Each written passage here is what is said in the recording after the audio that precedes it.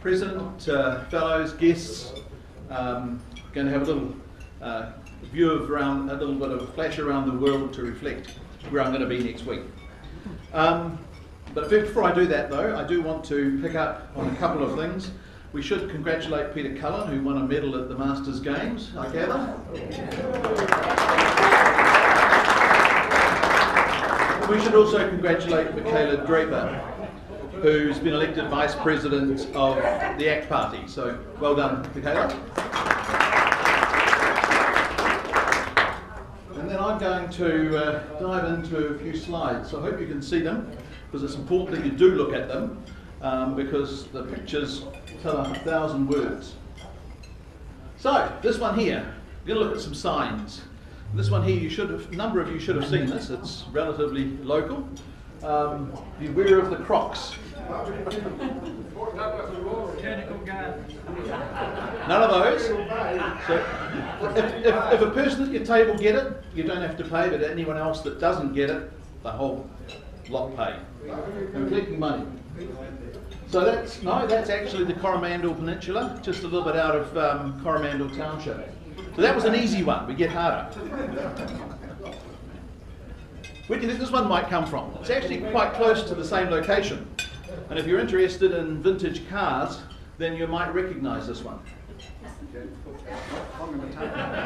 Whangamata, you're absolutely right.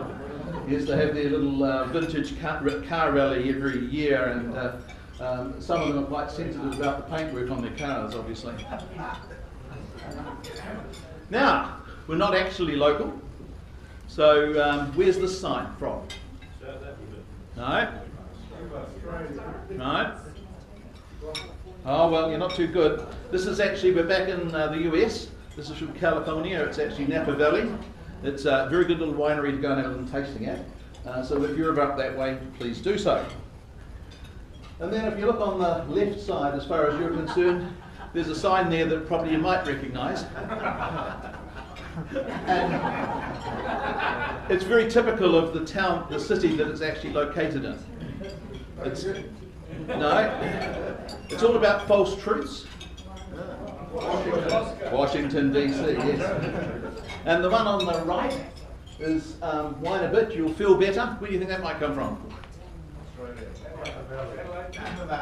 No, it's actually, it could well be related to Napa Valley, but in actual fact it comes from Monterey, California. Now this one here is a little different. We've shifted locations quite significantly. And you just have a look at the crocodile sighting on the 30th of the 6th, 14. And this is the date is the 30th of the 6th, 14. The crocodile was seen about 8 a.m. in the morning, and this is about 10 a.m. in the morning. There's all these crazy people called Aussies out in the water. No, it's not Darwin. South of Perth. At Broome, yes. So, yes, quite kind of interesting. I didn't feel like swimming that day, even though it was 28 degrees. This one here, you may have actually seen a similar sign around Wellington recently. I have seen one, but this is nowhere near Wellington. It's the first time I saw this, and my wife thought she'd drop me in there today. Any guesses as to where that might be? It's definitely a pub. Whereabouts? Hamilton. Which country? Yeah, Hamilton, Canada's not far away. It's actually Ottawa, Canada. This one here is a very picturesque little place. I thought it was a strange sign in the way in which it's worded. But anyway, you can wander around this place, and it's actually, again, the same in Canada. But whereabouts in Canada? No. No guesses? Nova Scotia. It's actually Peggy's Cove. Wonderful little place to go and visit if you'd like to. Now this one here, you should guess. Particularly if you have a look at the stuff along the right-hand side, the sayings. But there's no other country in the world that could have a wishing well that was labelled appropriately like that. Havelock North. No. That could be true though.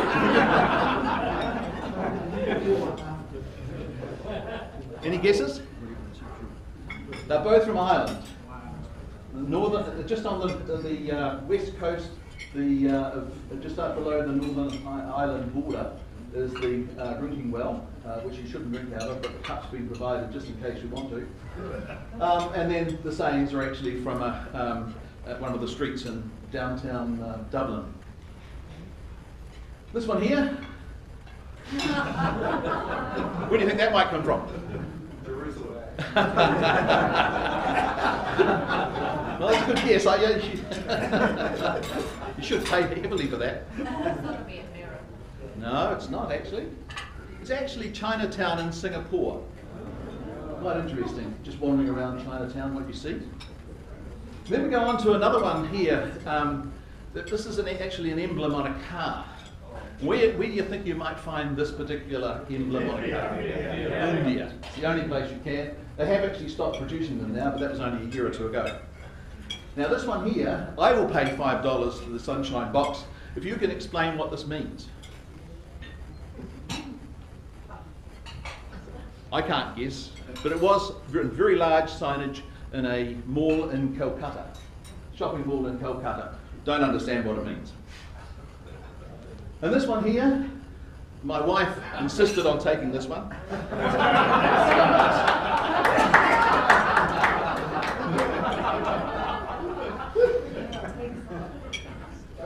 Yeah, Beijing, that's right, just outside the Forbidden City. And then just to round off, don't you tell, it should be everywhere, this sign. We don't stop laughing because we grow old, we grow old because we stop laughing. So thank you very much indeed.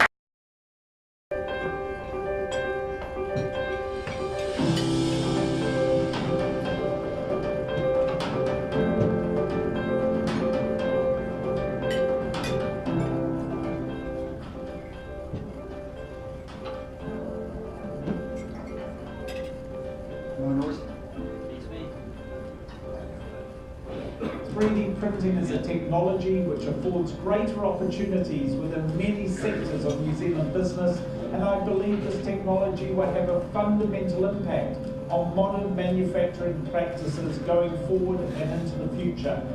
The sooner we get New Zealand children working with this tech, the sooner they will be able to grasp the potential and positive impact this may have on their future lives.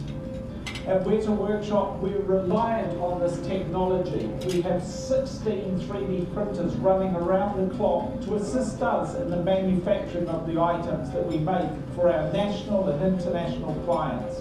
In fact, we even build our own 3D printers if we can't purchase enough of them to get the job done. 3D printing is set to change the way our future world is built. New Zealand children can get the jump on this change through this wonderful Rotary Newmarket endeavour. We greatly appreciate your support and endorsement of this very worthy initiative, and I have no doubt that the children fortunate enough to get access to this technology will have significantly greater benefits for their future careers. So cheers to you and thank you for your support. President Mark, guests and fellows, that brief introduction was just Sir Richard Taylor talking about 3D printers.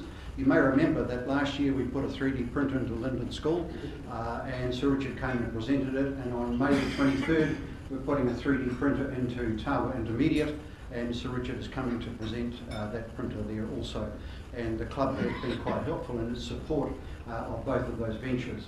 My objective for this year is to put a 3D printer into all of the 5 other primary schools in Tawa and into Tawa College next year as a precursor to preparing these young children for the future. So just a bit of introduction. If you're interested in putting a 3D printer into a primary school, please come and see me. I've developed quite a lot of knowledge about how to do it and the sort of things we can go through. And I can tell you the excitement of the kids at Linden School once they got the printer and started using it was just unbelievable. I went there one day to watch them and the excitement of the stuff that they were able to build and the creativity that it opened for them was just tremendous. So please, if you feel you can get these kids at Linden School, most of them don't have anything. Don't have cell phones, don't have tablets, don't have laptops, they have nothing. So to get access to a 3D printer was just mind-blowing is the common term, and that's how they felt about it. So two other things that I just wanted to briefly cover with you. Firstly, I'm happy to talk about 3D printer to anybody. Secondly, Scope was our young people were co-founders of that 3D printer into Linden School, and we also committed to provide 10 Chromebooks for Linden School. Again, as I say, they've got nothing, so these Chromebooks are cut down tablets. If you haven't seen them, they cost about $300 each, and we promised to provide 20 of them. We were only able to fund 10 last year, and we want to fund another 10 this year.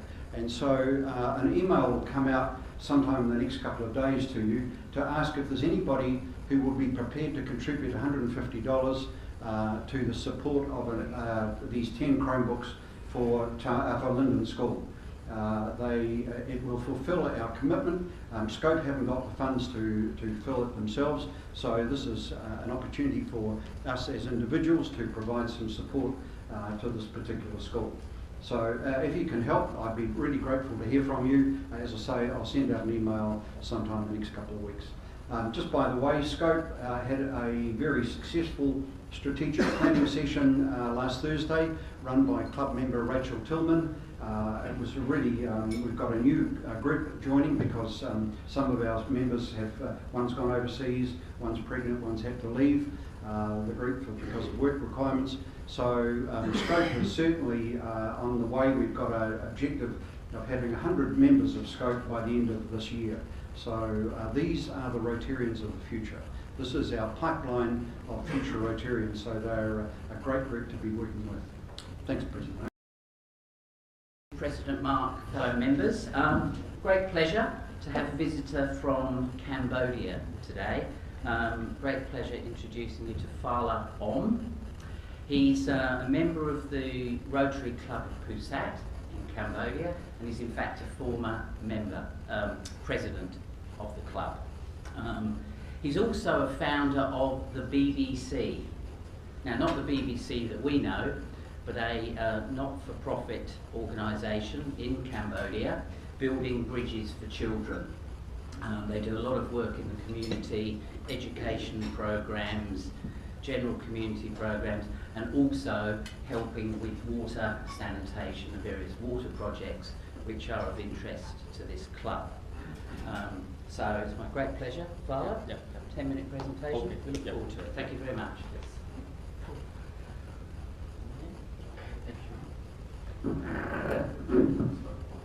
Good afternoon, everyone. And first of all, I would like to respect President Mark and other Rotarian fellow. And my name is Sophalla from Cambodia, and I am part of the Rotary clubs. I joined Rotary since 2005. So today I would like to present some of my projects in Cambodia. So the logo in Rotary Club of Cambodia, we use the logo of the Rotary Club International too. And my presentation will focus on 6 different parts. First one will be Rotary Club of Pursat and BDC, and also a program and more priority and working partner, and the last one will be water assessment. So as you know, Cambodia is a developing countries, and 30 years ago we have civil wars, which has killed a lot of people, and uneducated, most of educated people have been killed because of the war. So we lack of human resource, as well as lack of infrastructure, and especially education. So my Rotary Club, we have 23 members, and we have the weekly meeting every Fridays from 6 to 7 p.m. And our agenda, we always raise about what the community challenge, what's the project monitorings, and other part. And because our club in Cambodia, we have 6 different Rotary clubs, and in total we have around approximately 70 Rotarians. And my club use Khmer language, and other club in Phnom Penh that have foreigners to join together, so they use English, and other club in Siem Reap they use Korea. So some part we have that diverse club.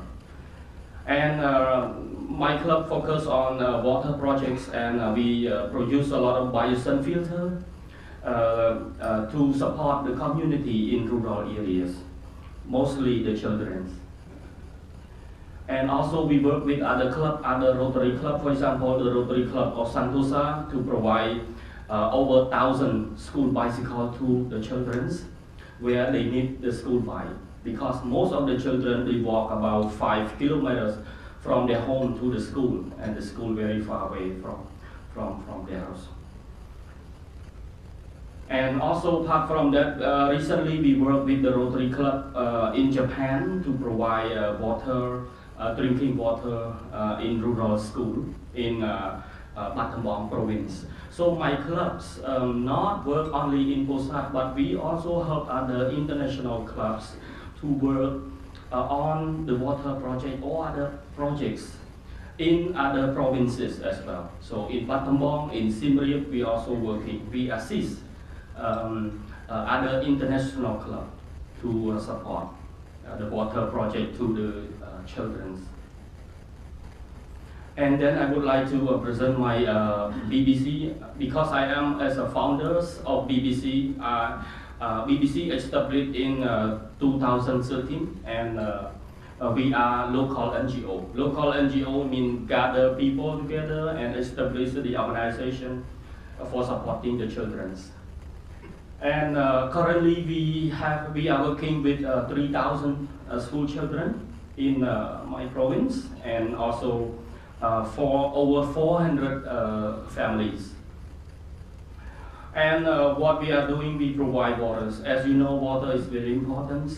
And based on the UN report that surveys, you see 1 among of 10 people need water, and which is 660 million people still need water, drinking water, very important. And also UNICEF, one of the UN organization, they also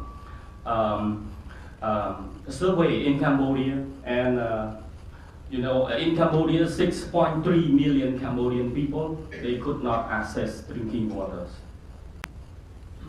And 3.9 million people are in rural area and still poor condition, where they could not have clean drinking waters. And also UNICEF survey that there are 40% of the government school, primary school education, they could not access waters and also sanitation. And also 35% that are in the condition of the poor of healthcare. As you see, in rural area, families, especially the children, is the main factor to help parents to gather waters. The way they are doing, they use their school bicycle, the school bicycle that we provided for them to school, but they use it to help their parents to collect waters. And then they use a water container put on the bicycle. This plastic water container, and then they carry and then refill to the water jars. And they do this, before going to school. It's very hard.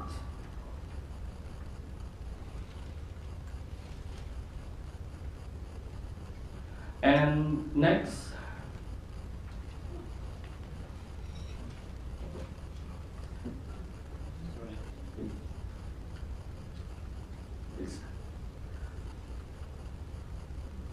I'm sorry, it's a little bit stuck. Okay, thank you very much. And if you go to the rural area, you might see children with the water carts. So sometimes they use the water from the community pond. From the pond, we don't have the river. And during the dry season, the pond just dry up. So it's very hard to get water, and sometimes the ponds have been used by cattle and also people as well. So the children also help their parents to collect waters. We have some water from the main river as well, but it is very far. It's very far. It's about 20 kilometers from the main rivers. And sometimes children and their family live along the river. They just drink water directly from the river. You can imagine that how hard it is. And we don't have water filtration to have a safe drinking waters. And then what we can do, we provide some water wells to the community people, but still not enough. So one of the well we place benefit about 15 families together. And also part of that, we provide a water system to gather rain.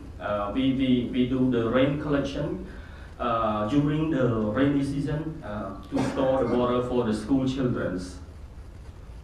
And you can see if we have the water, we can improve the school sanitation and hygiene as well. We have provide school hand washing station that children learn how to do their hand washing every day. And you see, if you have water, you might keep the children clean. That the community preschool that we are working with, and you might see in the rural areas, the parents just leave the children at home and they go to work. And the children just wake up and they go to the kitchen and to eat leftover rice. And then they do not clean their hands or wash their face. So if we have waters, it will be very helpful for them. And also we provide some house building. It's very important as well. During the rainy season, it protects the children and also protect their family. And what happened? The roof of the house we can use as a water collection. We put the gap and also the water jar, and then the reason we have rainy water store for the family use during the dry season. And this project is not working alone. We are working with the local community, we are working with the parents, we are working with the school teachers, and also the government, the local government. So BBC is not working alone. We have very strong connection and collaboration, support each other. We are not just providing the aid, but we provide something that help the community and also the local government to be sustainable. And what we have learned in 2017, we have some priorities needs, like water well still needs, and community ponds, water connection support, also rainwater collection, drinking water for school and villages, sanitation, and hygiene. So it is these we are trying to work to support more children, to get more benefit to more thousand schools in Cambodia. Thank you very much for your time. Please, if you have questions.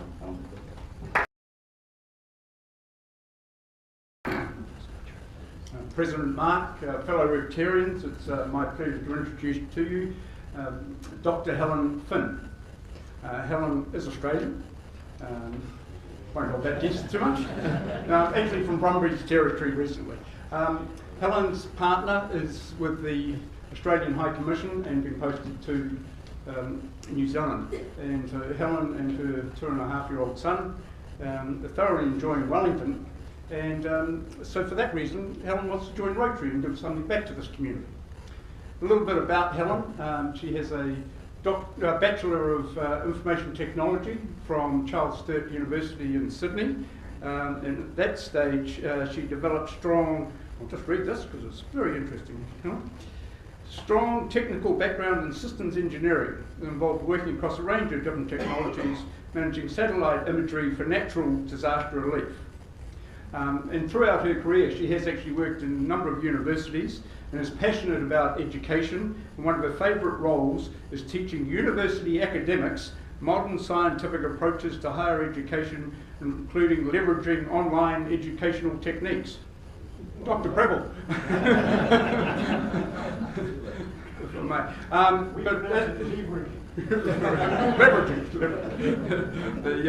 But Helen does have a PhD. She's got a Doctor of Philosophy from the University of New South Wales, and her paper, or thesis, was entitled Insights into Terrorism, an Applied Exploratory Research Method for Aberrant Organisations. Can I introduce Dr. Helen Finn to the club?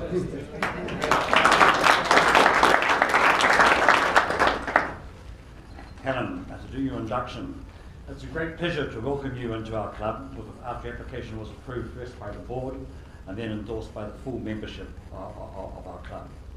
The Rotary Club of Wellington welcomes you because you have shown yourself to be a worthy representative of your vocation, committed to the ideals of Rotary, and are clearly willing to do your part in putting those ideals into practice. And you've just seen that through your doctorate research into terrorism and aberrant organisations, which is very suitable training for us all, isn't